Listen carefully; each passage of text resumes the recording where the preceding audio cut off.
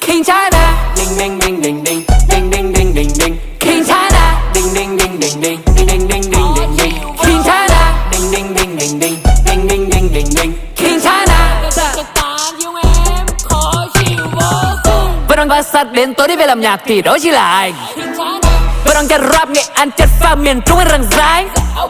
Đó là tại vì sao anh vẫn là hàng say với cái đôi găng tay. Vì chứng minh cho họ thấy là cái thằng đi đến từ một bàn tay vẫn có thể làm được không phải ăn mày. Thấy tên IDV on, tươi như là ly bia ngon. Bố